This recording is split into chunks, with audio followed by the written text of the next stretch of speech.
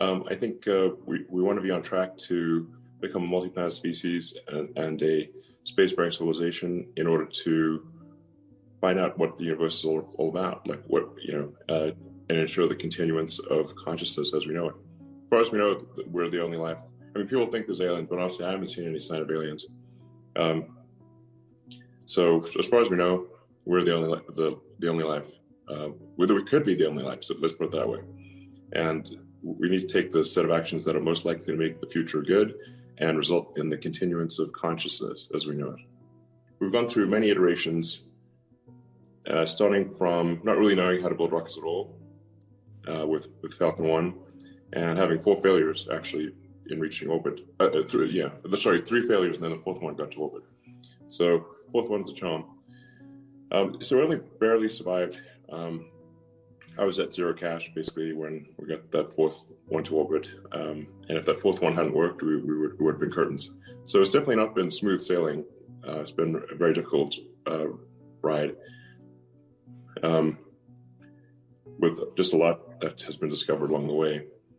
I mean, just trying to figure out what questions to ask about the design was quite difficult.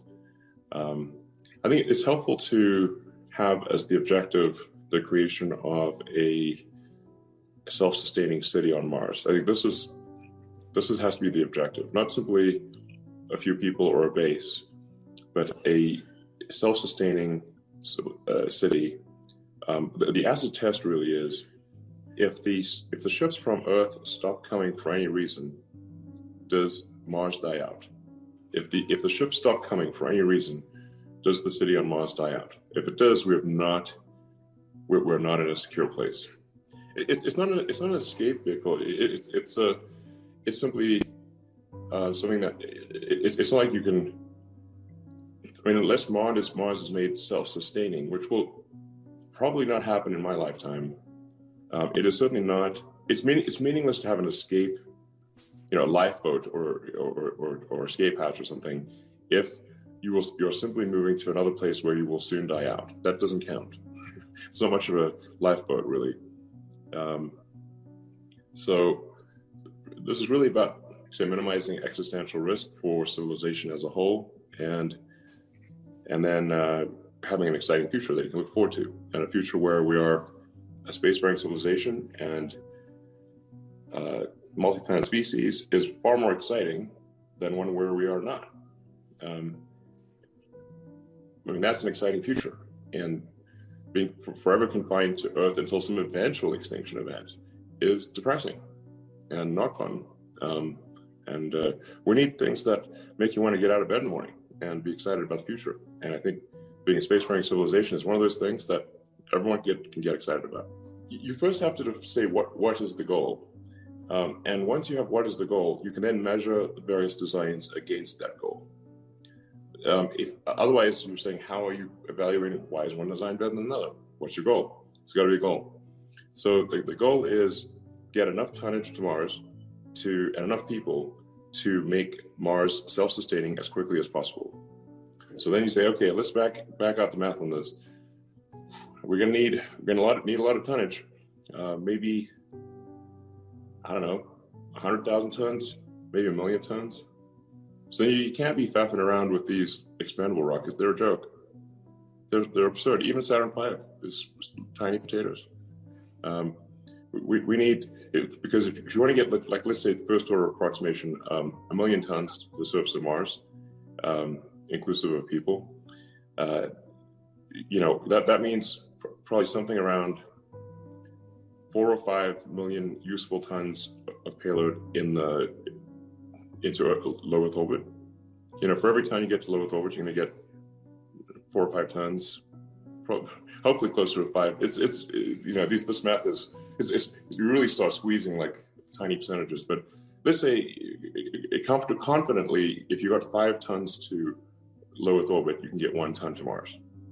That's confident. Maybe you can get, maybe you only need 4. Anyway, the point is you need 5 million tons into Earth orbit to get 1 million tons to Mars. Now, let's put this into perspective. Total global capacity to orbit of all expendable rockets is around, around 500 or 600 tons, I think. And if you said, okay, the world's going to end if you do not increase your capacity, perhaps they could do 1,000 tons. Okay, so that's 1/5,000th of what's needed. This is ridiculous.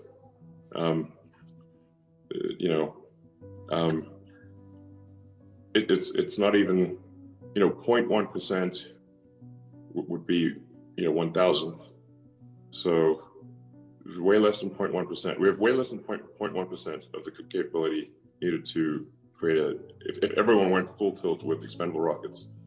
Expendable rockets are just utterly stupid, in my opinion. Utterly stupid. They're a complete waste of time. People should stop wasting their time. If you try to sell an expendable plane, people would laugh you out of the room. If you try to sell an expendable car, they would laugh you out of the room. If you try to sell an expendable horse, they would laugh you out of the room and think there's something wrong with you mentally. So all these things are reusable. It's essential to be reusable. Now, creating a reusable rocket, orbital rocket, is very difficult. Doing a suborbital reusable rocket is easy. Doing a reusable orbital rocket is hard. Even when a lot of smart people have put quite a bit of effort into it, they might get 2 or 3% of the lift-off mass to low Earth orbit. And a really epic rocket would get 4. I'm not sure, I don't think anyone's ever gotten 4. But you basically need to have something that in expendable form would probably get about 4% of its payload to orbit, such that you can spend about half of that 4% on reusability and still net out to around 2% of payload to orbit. So you have to make both the booster and the upper stage and the fairing and everything reusable. With Falcon 9, so with Falcon 1, we did actually attempt to do this. So we had a parachute from the first stage, but really did not appreciate that first stage was going to hit the atmosphere like a concrete wall. So at first I got pretty mad at the parachute supplier until I realized, it's not their fault. We were just big fools. That thing was exploding as soon as it hit the atmosphere. So you really got to do something to ease the transition into the atmosphere at high Mach number. It's very hot and there's a lot of force and a lot of heat. So then with Falcon 9, we made a bigger rocket. And now scale matters here because you do get basically economies of scale. You can't have a tiny rocket. There's a tiny rocket, you basically just end up carrying your electronics to orbit.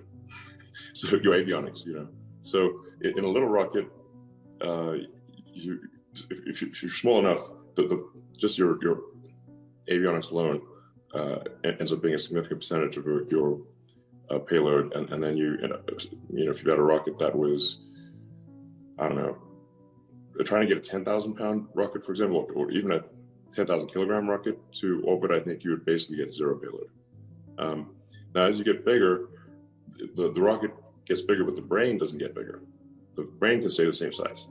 So your avionics, for example, become almost 0% of the weight for a big rocket. Then for big rockets, you also get gauge advantages. So we're really in the nuances of rocket design and manufacturing here. If things are very small, it's difficult to get your gauge accurate. So basically, how thick is the material? Like you want to do castings, for example, there's a minimum gauge or thickness for a casting. There's a minimum kind of error bar on the material skins. Even for a composite rocket, you've got you start getting granularity issues. As you get bigger, you're no longer gauge limited, and you can get your percentage accuracy on the thickness of walls and castings can be very good. These are nuances that I think almost no one appreciates, but suffice to say that there are advantages to size. And you can certainly see this in many walks of life where if you've got a truck that's carrying cargo, it's more efficient to have a big semi-truck, not a bunch of little trucks. For ships, it would be pretty silly to see container ships or containers going across the ocean one at a time with little outboard motors. That would be silly. You put them on a container ship. You have big ships, not little tiny ships. So anyway, so size matters, it really does, and full reusability matters.